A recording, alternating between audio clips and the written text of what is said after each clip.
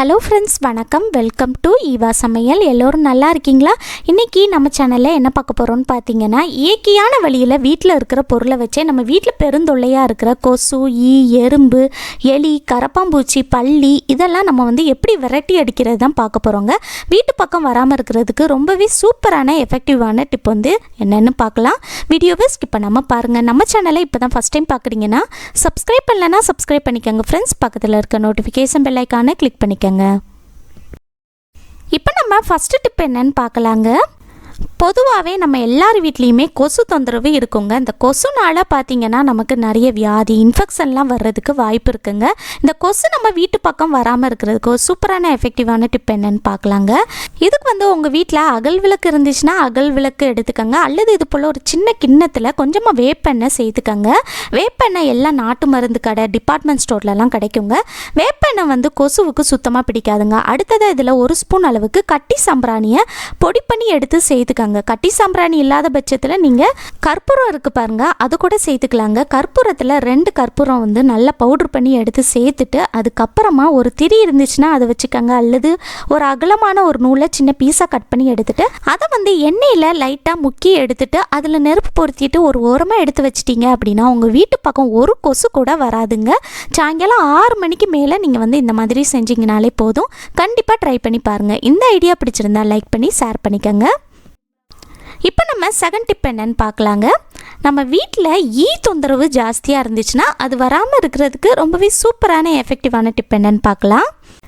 ஈக்களுக்கு துளசியோட வாசனை சுத்தமாக பிடிக்காதுங்க. உங்கள் வீட்டை சுற்றி நீங்கள் துளசி செடி வச்சிங்கனாலே அதோட வாசனைக்கு உங்கள் வீட்டு பக்கம் ஈ வரவே செய்யாது.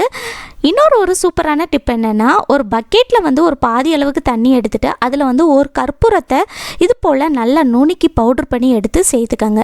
அடுத்ததாக துணிகளுக்கு நல்ல வாசனைக்காக பயன்படுத்தக்கூடிய கம்ஃபோர்ட் இருக்குது பாருங்கள், அதில் ஒரு 1/4 மூடி அளவுக்கு எடுத்து சேர்த்துக்கோங்க.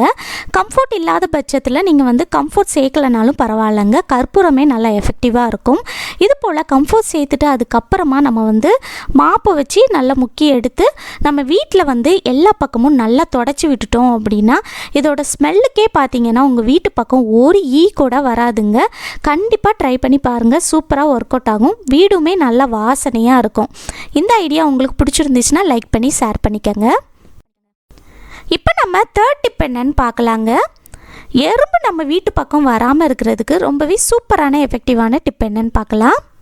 நம்ம எல்லார் வீட்லையுமே இந்த மாதிரி பெருங்காயத்தூள் வச்சுருப்போம் பார்த்தீங்களா. இந்த பெருங்காயத்தூளை எடுத்துகிட்டு போய் உங்கள் வீட்டில் எறும்பு எங்கெல்லாம் புத்து கட்டியிருக்கோ அங்கெல்லாம் நீங்கள் தூவிட்டீங்க அப்படின்னா அந்த புத்தை களைச்சிட்டு அது காணாமலே போயிடுங்க. அது மட்டும் இல்லாமல் வீட்டில் மூளை முடுக்கில் எல்லா பக்கமும் இது போல் நீங்கள் நல்லா தூவி விட்டீங்க அப்படின்னா ஒரு எறும்பு கூட நம்ம வீட்டு பக்கம் வரவே செய்யாது. கண்டிப்பாக ட்ரை பண்ணி பாருங்கள். சூப்பராக ஒர்க் அவுட் ஆகும்.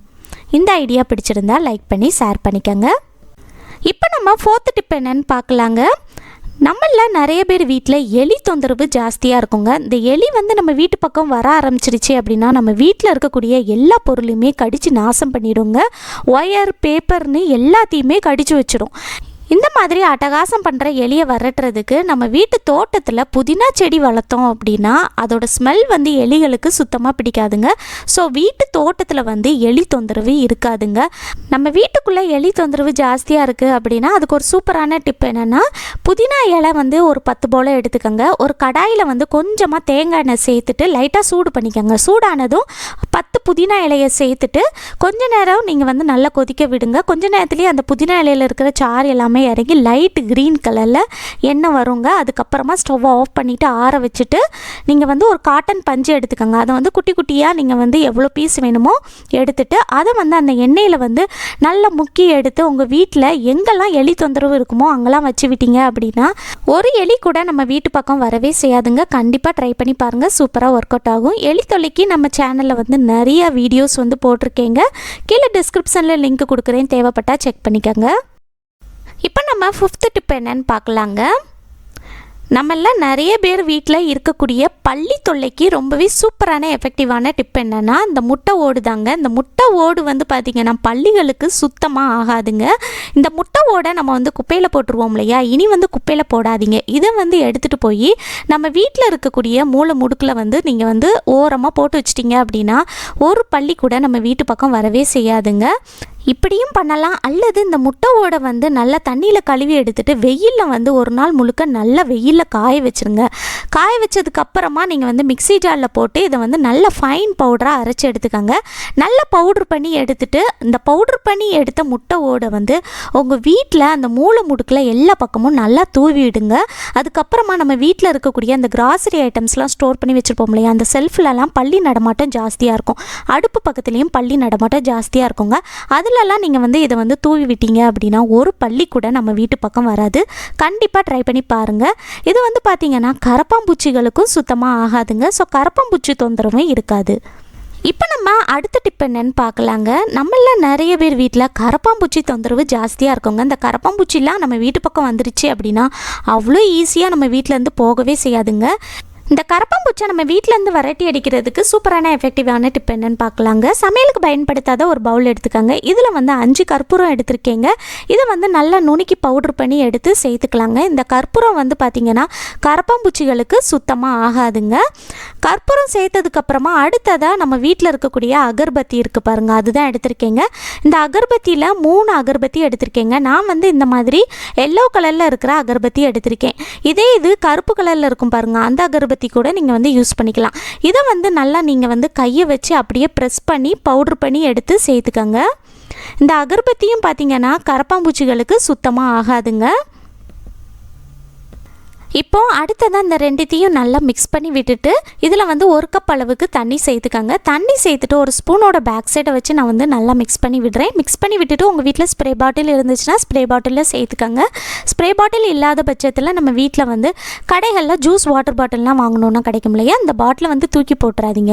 இதை வந்து நம்ம ஸ்ப்ரே பாட்டில் மாதிரி யூஸ் பண்ணிக்கலாங்க.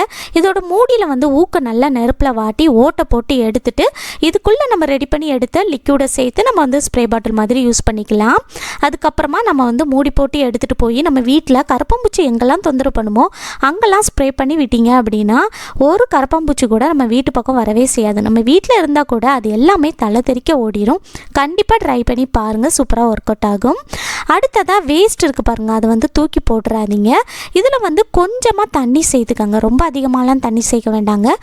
இது போல் கொஞ்சமாக தண்ணி சேர்த்துட்டு ஒரு ஸ்பூனோட பேக் சைடை வச்சு இது போல் நல்லா கலந்து விட்டுட்டு அதுக்கப்புறமா நம்ம வீட்டில் காட்டன் பஞ்சு இருக்கும் இல்லையா, அதை வந்து சின்ன சின்ன பீஸாக உங்களுக்கு எத்தனை பீஸ் வேணுமோ கட் பண்ணி எடுத்துகிட்டு இதுக்குள்ளே வந்து நல்லா முக்கி எடுத்து உங்கள் வீட்டில் கரப்பாம்பூச்சி எங்கெல்லாம் வருமோ அங்கெல்லாம் போட்டு விட்டீங்க அப்படின்னா ஒரு கரப்பாம்பூச்சி கூட நம்ம வீட்டு பக்கம் வரவே செய்யாது. நம்ம வீட்டில் இருந்தால் கூட அது எல்லாமே தலை தெறிக்க ஓடிடும். கண்டிப்பாக ட்ரை பண்ணி பாருங்கள். இதை வந்து அப்படியே எடுத்துகிட்டு போய் வச்சோம் அப்படின்னா கீழே வந்து நமக்கு கரைகள் பட்டுரும் இல்லையா, அதனால ஒரு நியூஸ் பேப்பர் சின்ன பீஸாக கட் பண்ணி எடுத்துட்டு அதுக்கு மேலே நீங்கள் வச்சு விட்டுட்டு உங்கள் வீட்டில் ஃப்ரிட்ஜு கடியில் வாஷிங் மிஷின் கடியில் அடுப்பு பக்கத்தில் அங்கெல்லாம் நீங்கள் வச்சு விட்டீங்க அப்படின்னா கரப்பாம்பூச்சி வந்து ஒரு கரப்பாம்பூச்சி கூட நம்ம வீட்டு பக்கம் வரவே செய்யாது. எல்லாமே தலை தெறிக்க ஓடிடும். கண்டிப்பாக ட்ரை பண்ணி பாருங்கள், சூப்பராக ஒர்க் அவுட் ஆகும். ஓகே ஃப்ரெண்ட்ஸ், இந்த வீடியோ முழுசாக பொறுமையாக பார்த்ததுக்கு ரொம்ப நன்றி ஃப்ரெண்ட்ஸ். பிடிச்சிருந்துச்சுன்னா லைக் பண்ணிக்கோங்க, உங்கள் ஃப்ரெண்ட்ஸ் அண்ட் ஃபேமிலி மெம்பர்ஸ் கூட ஷேர் பண்ணிக்கோங்க. நம்ம சேனலை இப்போ தான் ஃபஸ்ட் டைம் பார்க்குறீங்கன்னா சப்ஸ்கிரைப் பண்ணலைன்னா சப்ஸ்கிரைப் பண்ணிக்கோங்க. பக்கத்தில் இருக்க நோட்டிஃபிகேஷன் பெல் ஐக்கானை கிளிக் பண்ணிக்கோங்க. Thank you.